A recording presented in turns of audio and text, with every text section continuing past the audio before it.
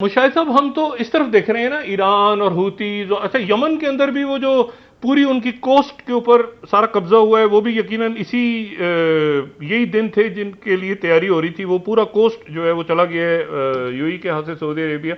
लेकिन मैं आपसे दूसरे फ्रंट की तरफ जरा पूछूंगा कि प्रेसिडेंट ये जो इनका नतन्याहू है, उसने लफ्ज इस्तेमाल किया हेक्सागन। उसने कहा इंडिया जो है वो, और साथ उसके इसराइल और ग्रीस और साइप्रस, दो दूसरे और कौन से मुल्क हैं? इथोपिया है, कौन सा तो मुल्क है जो हेक्सागन की उसने बात की? जी हेक्सागन का मतलब है कि 6 कॉर्नर होगा ना, 6 तो 4 तो उसने स्पेसिफाई कर दिए। जी आई वुड से कि उसमें एक अफ्रीका का तो इथोपिया होगा और एक और मुल्क को वो शामिल करना चाह रहे हैं, वो मुमकिन नहीं होगा। शायद उनका इशारा अजरबैजान की तरफ से था, वो पॉसिबल नहीं होगा क्योंकि तुर्की की वजह से। तो वो वैसे उन्होंने डाल दिया है। मेरा नहीं ख्याल कि कोई इस एशिया के या इधर से कोई ज्वाइन करेगा, ना सेंट्रल एशिया से ना एशिया प्रॉपर से इस अलायंस में। अच्छा, यूएई भी नहीं जाएगा? यूएई इतना खुल के नहीं आएगा जी, अब मेरा नहीं ख्याल, क्योंकि वो फिर इस वक्त जो सऊदी अरेबिया ने बड़ा वाज़ेह स्टैंड ले लिया ना जी, और तुर्की ने, बड़ा मुश्किल हो जाएगा उनको। खामोश उनकी आपस में जो ताउन है वो चलेगा। अच्छा मुशाहिद साहब, आपको इंटरप्ट कर रहा हूं, कुवैत की तरफ से ऑफिशियली आ गया है कि हम ईरान के साथ खड़े हैं, उनकी वजारत खारजा की तरफ से। जी मुशाहिद अच्छा, साहब। आगे आया, वेरी वेरी इंपॉर्टेंट देखे ना। अब कुवैत जी को मतलब है वो जी। नेक्स्ट और मुल्क है, उधर अमरीकी बहुत बड़ा अड्डा भी है। और अमेरिका ने ट्रम्प कुवैत को ट्रम्प आगाह दोबारा भी किया खिताब था। करेंगे कौम से? ट्रम्प दोबारा खिताब करेंगे। जी हाँ हाँ हाँ, देखे ना।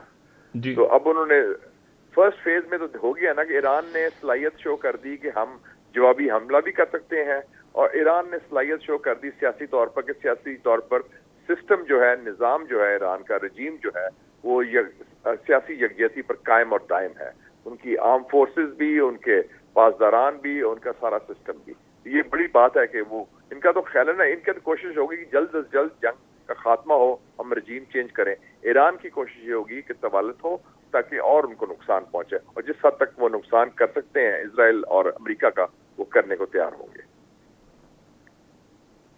अच्छा मुशाहिद साहब, मैं उस रीजन के बारे में पूछ रहा हूँ जो मेडिटेरियन हम डिस्कस करते रहे हैं। वहां पे देखें जी ना, जी सोमालिया जो है वो, वहां पर सोमालिया तुर्किया और सऊदी अरेबिया और इनके साथ जा चुका है। सोमाली लैंड का प्रोजेक्ट बेकार हो चुका है गालिबन। मैं इसीलिए आपसे पूछ रहा हूँ कि जेरेड फोर्ड वहां पे खड़ा है, और वो जो मेडिटेरियन है वहां पे हमास है, और वहां पे इजिप्ट है। तो वो जी। और सारे जो जहाज इन्होंने लैंड किए हैं अपने, वो इसराइल पे, उनकी जो ओहदा की एयर बेस है वहां पे लैंड किए हैं, यानी इसराइल में मौजूद हैं। वो जगह कितनी एक्सपोज है इस वक्त, not from Iran but from others, यानी like Hezbollah, like Hamas, like, वो कितना एक्सपोज है? वो जो साइड है मेडिटेरियन वाली। वो जो ईस्टर्न मेडिटेरेनियन आप कह रहे हैं वो बहुत एक्सपोज्ड है, क्योंकि उसमें इनका जो ताउन है, इवन आपको पता है मिस्र जो है, उन्होंने बड़ा क्लियर मौक़िफ़ इख्तियार किया है, जी जैसे सऊदी अरेबिया का मौक़िफ़ है और तुर्की का मौक़िफ़ है। तो वो उनके लिए ये जो एक्टर्स, खास तौर पे मैं समझता हूँ हिजबुल्ला, वो I think they will play role in that. Houthis, Hezbollah और हमास। हमास तो I would say it's limited role, क्योंकि इस वक्त तो सिचुएशन चेंज हो गई है। उनको मैं फैक्टर नहीं करूंगा, क्योंकि उनके अपने मसाइल जो हैं, अपनी सर्वाइवल का इशू है। लेकिन जो बाकी हैं उनके लिए बहुत बड़ा ये है, and that will be a big exposure. अच्छा, और ये आगे भी ये यूएस ये के मिजाइल और ये इश्यूज भी बड़े आ रहे हैं जी। जी। अच्छा, वो और, क्या है मुशाहिद साहब? यूएसएस फोर्ड के तो it had to dock in Greece. आपको याद होगा कि उनके अपने वसाइल बड़े हो गए थे, लॉजिस्टिक इश्यूज और अदर इश्यूज। वो जो मामला काफी खराब वॉशरूम्स था। और टॉयलेट्स टॉयलेट्स का भी, टॉयलेट चोक हो गए जी, थे टॉयलेट्स उनके। का भी इशू जी था जी जी। 5000 जी सेलर हैं उसमें, और उनके लिए तो बाहर 45 मिनट इंतजार करना पड़ा था to go to the washroom. तो उनके अपने इश्यूज थे, इसलिए उन्होंने उनको उस तरफ ले गए थे, ग्रीस के पोर्ट के लिए, ताकि वो रिपेयर कर सकें। अच्छा, तुर्की को कैसे देख रहे हैं? क्योंकि इन्होंने हेक्सागन में दो नाम जो डाले हैं, ग्रीस के, और ग्रीस का नाम डाला है इन्होंने, और और इन्होंने नाम साइप्रस। डाला है साइप्रस का। साइप्रस। और जाहिर है इन्होंने प्रोवोक करने की कोशिश की है तुर्किया को। जी। हाउ हाउ यू लुक ये एट तुर्की के तुर्की? खिलाफ, बिल्कुल। वो तुर्किया को तो आप देखा ना, सदर अर्दोगान ने बड़ा वाज़ेह स्टैंड ले लिया है। और ये जो नया अलायंस कह लें या नया लिंक हो गया है पाकिस्तान, तुर्की और सऊदी अरेबिया का, تو ڈیفنس پروڈکشن میں بھی اور سارا کچھ تعاون ہے. تو ترکیہ کو تو انہوں نے اینمی لسٹ میں ڈال دیا, اور آپ کو یاد ہوگا کہ نیتن یاہو نے کہا تھا کہ 2 ممالک ہیں ان کے فوج نہیں آنی چاہیے, ایک ترکیہ کی فوج نہیں آنی چاہیے اور ایک پاکستان کی فوج نہیں آنی چاہیے, یہ جو اسٹیبلائزیشن فورس بن رہی تھی غازہ کے لیے, اس لیے وہ انڈونیشیا, آذربائیجان, دوسرے ممالک کی فورس آئی ہے. تو ترکیہ کو تو وہ اردوغان صاحب از ویری کلیئر, اور ان کو معلوم ہے کہ ان کا کیا لانگ ٹرم پلانز ہیں, ان کے اپنے ایشوز. ابھی مشکل سے انہوں نے کردوں کا مسئلہ حل کیا 40 سال کے بعد, تو وہ نہیں چاہیں گے کہ اور شورش پیدا ہو اور انتشار ہو اور تقسیم اور تضاد پیدا ہو مسلم دنیا میں, خاص طور پہ نیبرنگ ان کا ملک ہے ایران, اس پہ تو وہ نہیں چاہیں گے اس قسم کا عدم استحکام ہو. اچھا شاہد صاحب, تھوڑا سا ذرا آپ سے تاریخی سوال کرتا ہوں, کیونکہ ابھی جنگ ذرا پھیل رہی ہے. آپ ترک قوم کو جانتے ہیں ہسٹوریکلی ترک, ٹھیک ہے نا, فائٹرز, ان کی ہسٹری, اوٹومنز, اس سے پہلے ترک. اچھا پھر آپ جانتے ہیں ایران فائٹرز, ان کی تاریخ پوری ہزاروں سال کی چل رہی ہے.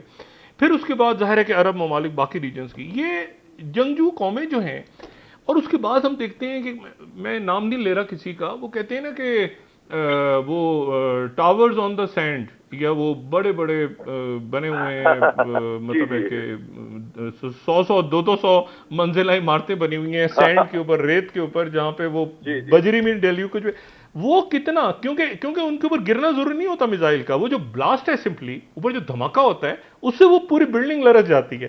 کتنی دیر تک یہ خلیجی ریاستیں, یہ لکڑ ہضم پتھر ہضم قوموں کے خلاف یہ لڑ سکتی ہیں؟ آپ نے حماس کو دیکھا ہے, ابھی آپ نے حزب اللہ کو دیکھا ہے. جی یہ ڈاکٹر صاحب, ایک تو یہ دیکھیں نا آپ نے جو بات کی دونوں ممالک کی, دونوں ممالک صرف ممالک نہیں, ایران اور ترکی, یہ ایمپائرز بھی رہی ہیں اور یہ ایک سویلائزیشن بھی ہے, تہذیبیں بھی ہیں. سو ایکچولی میں تو سمجھتا ہوں کہ اب جو نیتن یاہو نے کیا ہے اور ٹرمپ نے ایران کے خلاف, it is a beginning of the Zionist civilisational war against Muslim. وہ چاہتے ہیں کوئی مسلمان ملک کھڑا نہ رہے ہمارے سامنے. آپ نے آگے لسٹ میں نے بتا دی آپ کو, سوڈان, سیریا, صومالیہ, لیبیا کی, اور پھر عراق میں بھی کوشش کی تھی, وہ بھی فیل ہوئے, اس میں بھی سارا کچھ. تو یہ ایک سویلائزیشنل چیز ہے, اور یہ دونوں ممالک جو ہیں ان کی ایک تاریخ ہے, ہسٹری ہے, ایمپائرز بھی ہیں, سویلائزیشنز بھی ہیں, اور مملکت بھی ہیں. So these have not been under foreign occupation. ان کا ایک یہ بھی ٹریک ریکارڈ رہا ہے. تھوڑی دیر کے لیے کچھ حصہ شمالی ایران کا وہ ورلڈ وار 2 میں سوویت یونین نے دیا تھا, لیکن otherwise they are not been colonies یا انڈر آکوپیشن. تو انہوں نے اور لوگوں کو قبضہ ضرور کیا.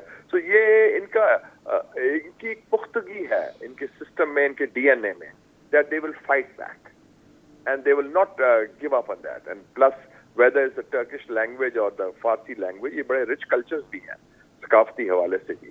تو یہ انہوں نے جو پنگا لیا ہے, تو اب سب کو یہ معلوم ہو گیا کہ ہمارا نمبر 1 دشمن اس خطے میں اسرائیل, اور امریکہ نے چونکہ اپنے سارے انڈے مڈل ایسٹ کے پالیسی کے اس کی ٹوکری میں ڈال دی ہیں, نیتن یاہو کی اور اسرائیل کی, تو امریکہ کو بھی وہ نقصان پہنچے گا جو نقصان اسرائیل کو پہنچ رہا ہے.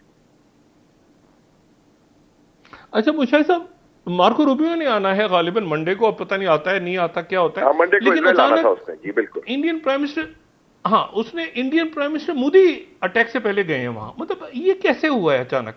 وہ مودی گئے ہیں وہاں پہ, ادھر سے وہ ہلری کلنٹن اور بل کلنٹن کی وہ ایپسٹین فائلز کا کیس کھلا ہوا ہے, اور ہلری کہہ رہی ہے کہ ٹرمپ کو لے کر آؤ بیچ میں. دیکھیں نا اس کو بھی, تو اس پہ ذرا مجھے بتائیں یہ کیسے دیکھ رہے ہیں آپ اس وقت؟ یعنی آخری آدمی ایران پہ اٹیک کرنے سے پہلے جو گیا ہے اسرائیل, وہ انڈین پرائم منسٹر مودی وہاں پہ. آپ یہ نہ بولیں ڈاکٹر صاحب کہ آپ کے کئی متواتر پروگراموں میں ہم نے ایپسٹین فائلز کی بات کی. ہم واحد سب سے پہلے نہیں مجھے سب سے پہلے جی, اور ہم نے کہا کہ اس کے بڑے جیو پولیٹیکل اثرات, یہ بڑی سیریس اسٹریٹجک. لوگ کہہ رہے تھے یہ گوسپ نہیں تھا, it is a very serious, کیونکہ اسرائیل لابی, اسرائیل کا رول, اور جو لارجر پلان ہے گریٹر اسرائیل, اور آپ نے دیکھا جو انڈو اسرائیل ایکسس کی ہم بات کرتے رہے آپ کے پروگرام میں, وہ سارا اب ایپسٹین فائلز میں ثابت ہو گیا, کنفرم ہو گیا. اب آئے مودی صاحب, میں نے آپ کا کالم بھی بڑا زبردست آیا ہے, geo politics of Epstein files, آپ کا کالم بھی بڑا زبردست ہے. میں نے تو اسپیشلی لکھا, پہلا کالم ہے کہ جو پالیٹکس کی بات کی, لوگوں تو بات نہیں کر رہے کہ اسرائیل کا وہ ایجنٹ تھا, اسرائیل کے امام پر کام کر رہا تھا. مودی جو گیا ہے, اور مودی نے بھی دیکھیں سویلائزیشنل بات کی ہے, تہذیب, کہ یہ انڈین مدر لینڈ کا حصہ ہے, ٹھیک ہے نا, پہلی دفعہ اس نے کہا کہ you are more than a brother. نیتن نے مودی کو کہا کہ you are more than a brother, اور مودی نے کیا کہا اسپیچ میں, you are part of the motherland, Indian مطلب حالانکہ کیا تعلق ہے اسرائیل کا, وہ یورپین جوز کا ادھر بیٹھے ہوئے ہیں ایک خطے میں انسٹالڈ بائی دا ویسٹ, تو وہ انہوں نے لنک کیا. اور جو انہوں نے باتیں کی ان میں دونوں آئیڈیالوجیز, زائنزم اینڈ ہندوتوا, دونوں کی سوچ, اکھنڈ بھارت اور Eretz Israel, greater Israel and greater India, وہ ایک سوچ ہے. یہ اب نظریاتی سوچ ہے, اور یہ اس لیے ہمارے لیے سب سے بڑا خدشہ یہ ہے کہ خدا نہ خواستہ اگر رجیم چینج کامیاب ہو تو پھر اسرائیل کا بارڈر تو تافتان میں آ گیا ڈاکٹر صاحب, اور پھر انڈو اسرائیل ایکسس کا مطلب ہے we are like a nut cracker, اور پھر تو آپ کے جو بلوچستان صوبہ ہو یا آپ کا نیوکلیر پروگرام ہو that will be in their sites. تو یہ ہمارے لیے Iran is now the defence line for Pakistan, یہ جو جارحیت کا مقابلہ کر رہے ہیں, اور اس لیے بڑا ضروری ہے کہ ایران اس میں سرخرو ہو, ایران اس کو شکست دے ان کو, اور یہ وہ کامیاب نہ ہو اپنے عزائم میں جو امریکہ اور اسرائیل کے عزائم ہیں, کیونکہ یہ تو پھر پورا خطے میں گڑبڑ ہو جائے گی. اور اٹس ناٹ جسٹ پاکستان, آپ نے دیکھا مائیکل حقبی نے کیا بیان دیا تھا, جو ambassador of America to Israel ہے, کہ یہ تو گریٹر اسرائیل کا حصہ ہے, ایون انہوں نے سعودی عربیہ کا کچھ حصے کو شامل کر دیا. تو یہ ان کے سوچ ہے, یہ ان کے عزائم بھی ہیں, اور اس کو میں سمجھتا ہوں سیریسلی لینا چاہیے. اچھا ایک بات مشاہد صاحب, یہ درمیان میں طالبان نے کہا تھا کہ ایران پہ اٹیک ہوا تو ہم ایران کی مدد کریں گے, حملے انہوں نے پاکستان پہ شروع کیے ہوئے, افغانستان طالبان کیا کریں گے, اب ان کی مدد کو جائیں گے یا ہمارے پیچھے لگے رہیں گے؟ یہ بڑی انٹرسٹنگ بات ہے, کیونکہ بیسیکلی تو طالبان نے بھی تو اپنے سارا وزن یا سارے انڈین ٹوکری میں ڈال دی نا, کہ وہ مودی کے پاس گئے جو ہندوتوا کے سب سے بڑے علمبردار ہیں, جو مسلمانوں کے اور اسلام کے سب سے بڑے دشمن ہیں اس خطے میں, اور خود وہ Islamic Emirate of Afghanistan R S S کے ساتھ مل کے پاکستان دشمنی کا مظاہرہ کر رہی ہے. تو یہ ایک افسوسناک پہلو تھا, لیکن میں یہ سمجھتا ہوں کہ شاید اسلام میں کہتے ہیں توبہ کی تو گنجائش ہے, بہتر یہی ہوگا کہ وہ اپنی پالیسی پر نظر ثانی کریں, اور پاکستان کو بھی چاہیے کہ اب جو فرنٹس کھلے ہوئے ہیں یہ ڈیفیوز کریں, خاص طور پہ افغانستان کی صورتحال میں. آئی تھنک جو سفارتکاری کی بات ہوئی ہے اس کی بات بھی کریں, ڈیفیوز کریں, اور پاکستان کے اندر بھی جو ہمارا معاملات ہیں سیاسی پولرائزیشن, کیونکہ یہ اب نہیں, اور طالبان مشاہد صاحب طالبان ایکسپوز ہو جائیں گے اگر اس وقت وہ پاکستان پہ اٹیک کرتے ہیں اور ایران کی ہیلپ نہیں کرتے, تو وہ ہمیشہ کے لیے ایکسپوز ہو جائیں گے اس وقت. جی بالکل, وہ تو کافی حد تک ایکسپوز تو ہو گئے جب ان کا دورہ ہوا تھا انڈیا کا, لیکن اب تو بہت زیادہ ایکسپوز ہو جائیں گے اگر یہ ایسا انہوں نے کیا جو آپ فرما رہے ہیں. بالکل صحیح کہا آپ نے. اچھا مشاہد صاحب, اب آ جائیں ذرا زوم آؤٹ تھوڑا سا کر کے آپ سے. چائنا اور رشیا بوٹس آن گراؤنڈ نہیں ہے, لیکن انٹیل بھی ہے, ان کو پتا بھی ہے کہ یہ آبنائے ہرمز سے آئل جا رہا ہے. کیا پیوٹن کیا سوچ رہا ہے اور شی جن پنگ کیا سوچ رہے ہیں اس وقت؟ اس وقت پیوٹن اور شی جن پنگ کی یکساں سوچ ہے کہ کسی طریقے سے ہم ایران کی سیاسی, سفارتی, اقتصادی اور فوجی مدد کریں تاکہ ایران کھڑا رہے, ایران مزاحمت کرے اس جارحیت کے خلاف, اور ایران کامیاب ہو, سرخرو ہو. کسی صورت میں ایران کو وہ گرتا نہیں دیکھنا چاہتے, کیونکہ یہ ان کے لارجر جو انٹرسٹ ہے یوریشیا کا, لارجر انٹرسٹ ہے ریجنل سیکیورٹی کا,